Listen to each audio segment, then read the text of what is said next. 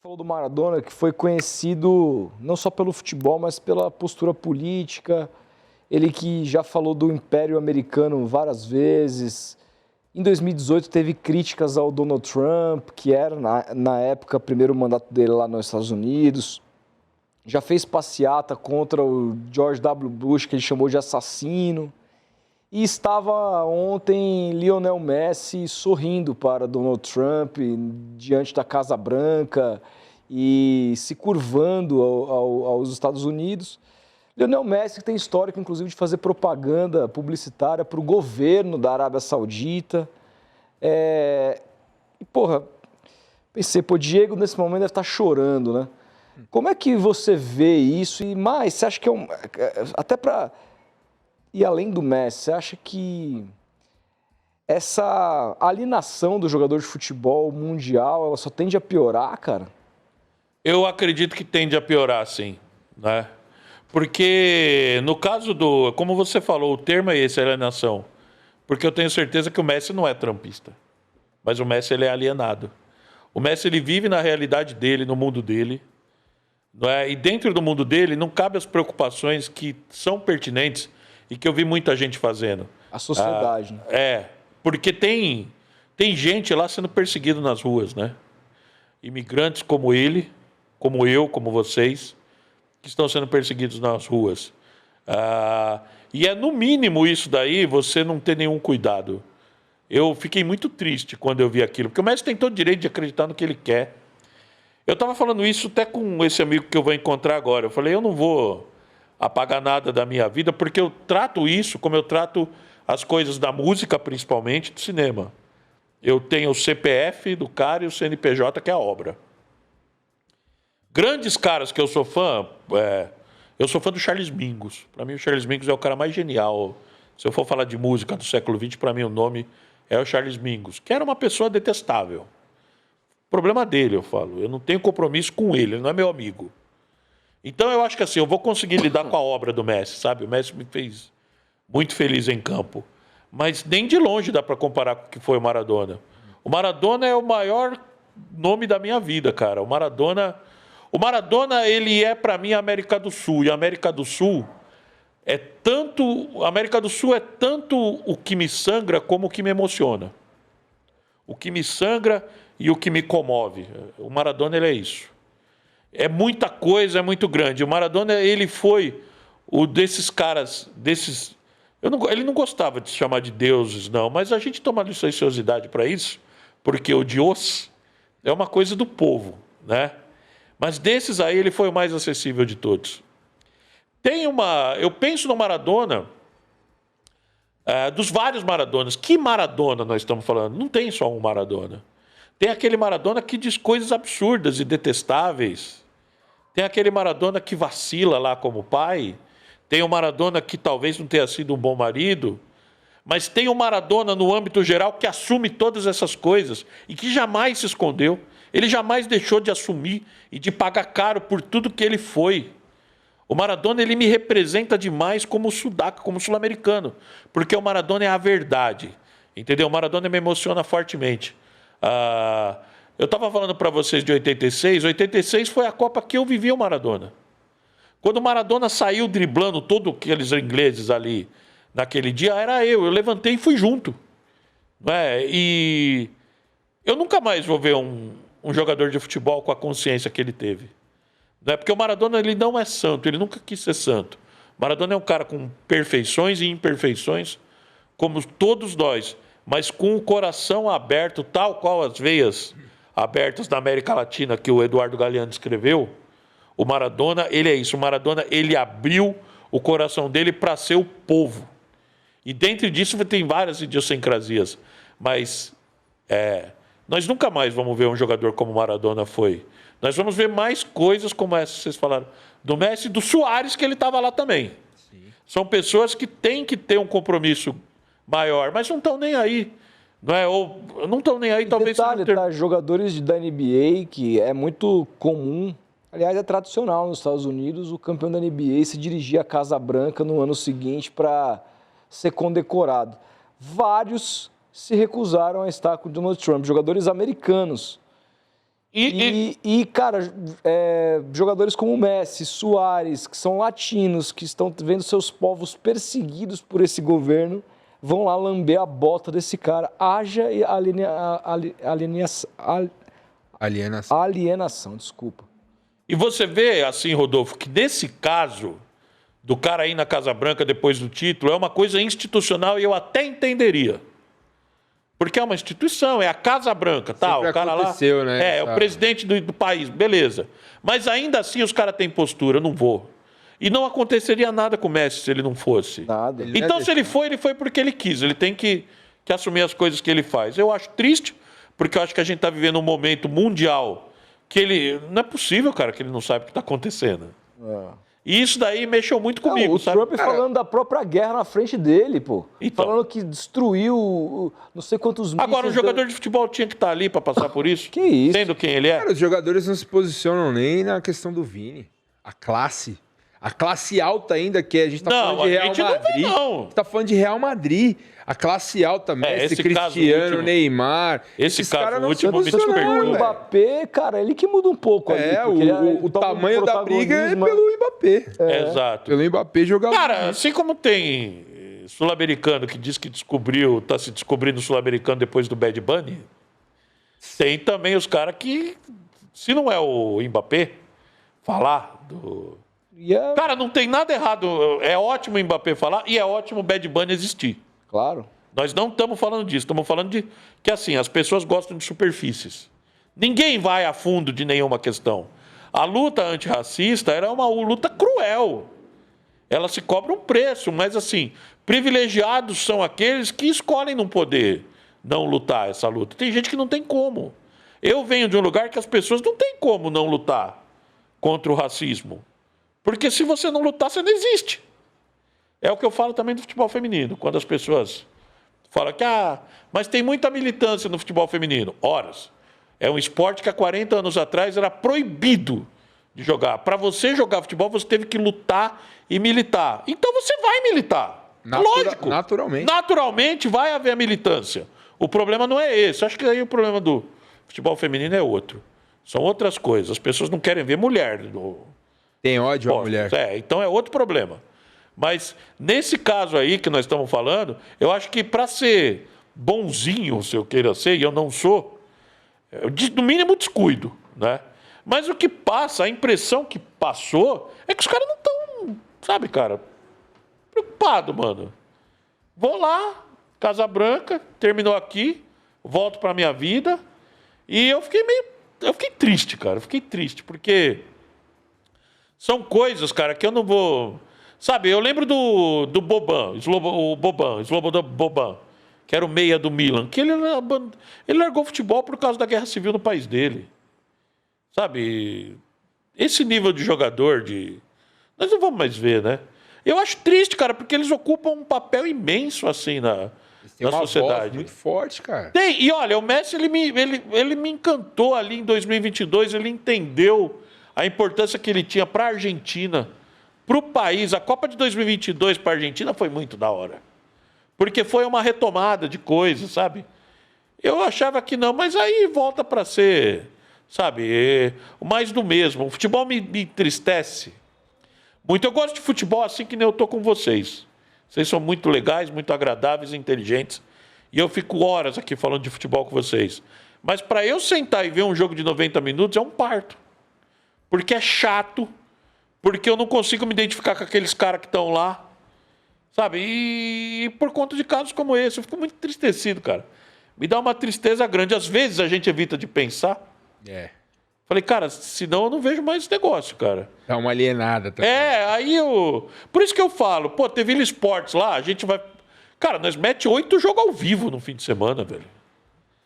E eu me divirto mais, velho, porque ali tá tudo de verdade, sabe? O jornalismo tá de verdade.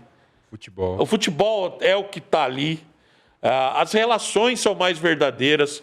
Eu vejo pessoas como eu ali. E eu não vejo, né? Quando eu vejo uma situação... Cara, é triste, velho.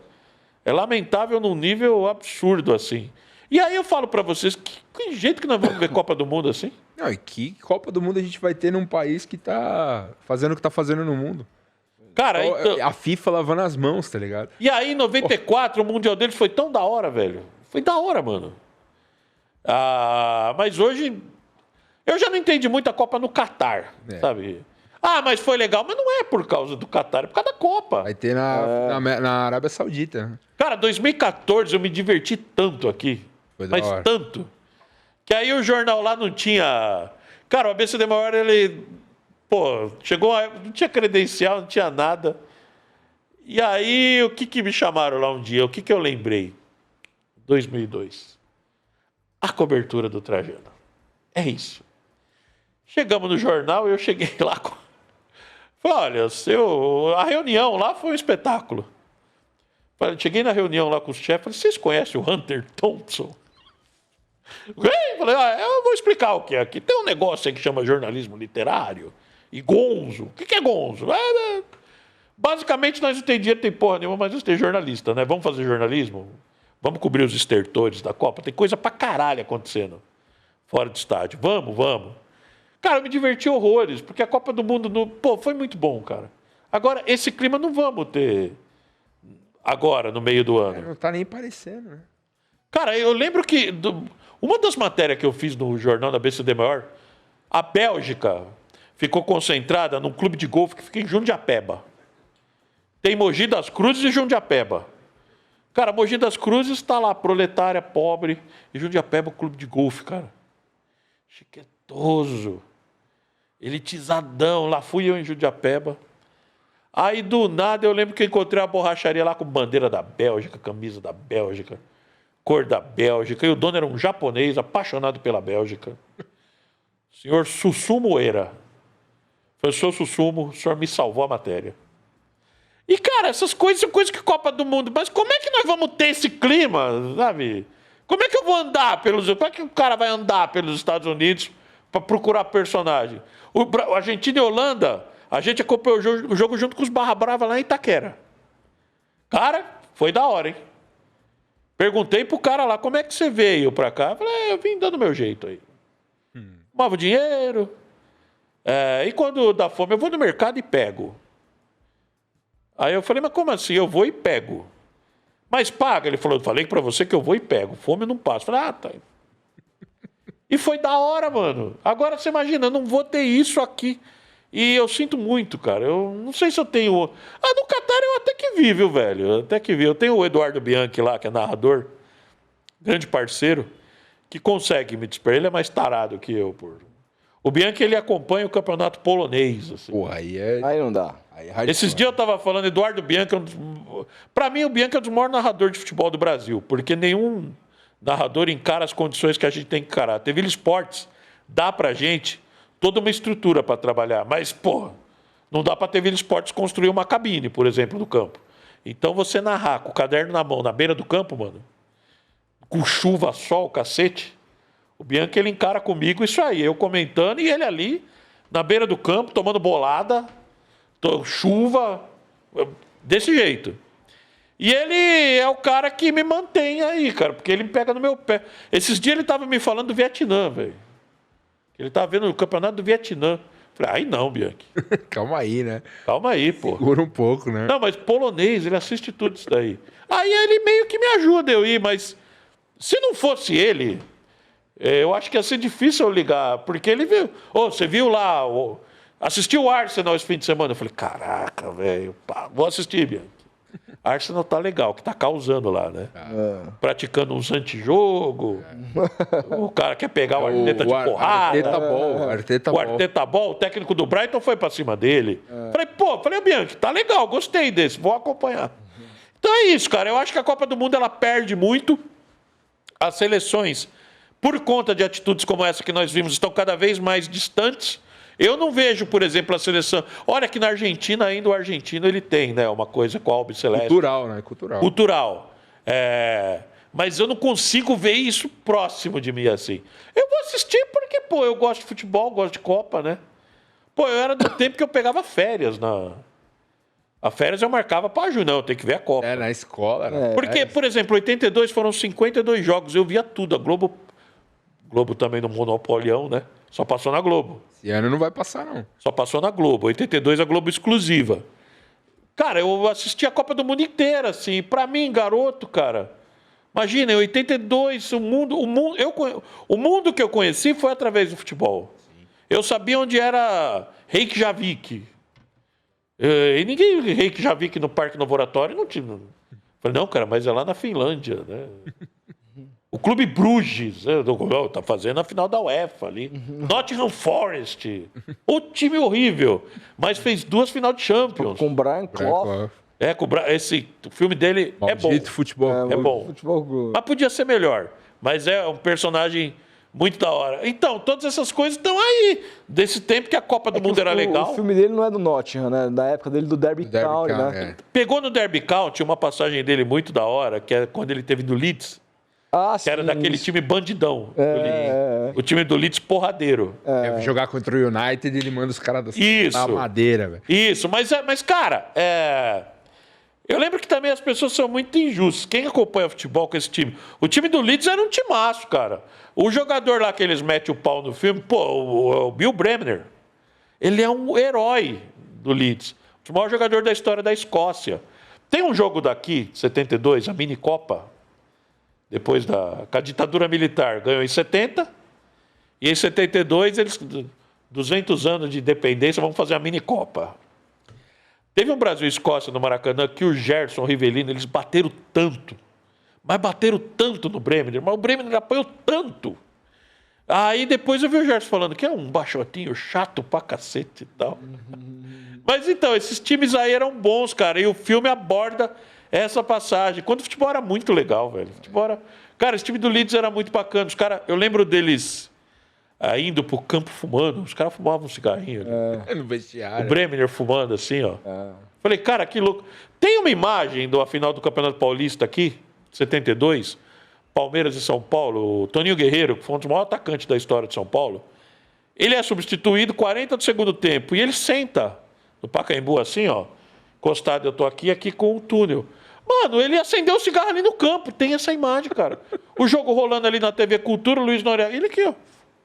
Falei, cara, olha pra isso, velho. Olha como era o futebol. Imagina hoje em dia. Mano, eu tenho muita saudade disso daí. A gente nunca mais vai vivenciar coisas. Esses pertencimentos, a gente não tem. Tiraram da gente. Eu não sei que Copa a gente vai ter. Mas eu tenho muita saudade desse menino que eu fui, de ver jogo, de conhecer o mundo através desses lugares. Imagina, velho. Eu chegava em casa e falava, pai, eu só tenho que ver o Littbarski. Littbarski. É um meio metro que tem ali na Alemanha, joga que é um cacete. Cara, são coisas que o futebol me deu, que as seleções me deram, que a Copa do Mundo me deu. Mas acho que não tem a menor chance, velho, da gente ver isso, sabe? De ver um jogo como Brasil e Itália.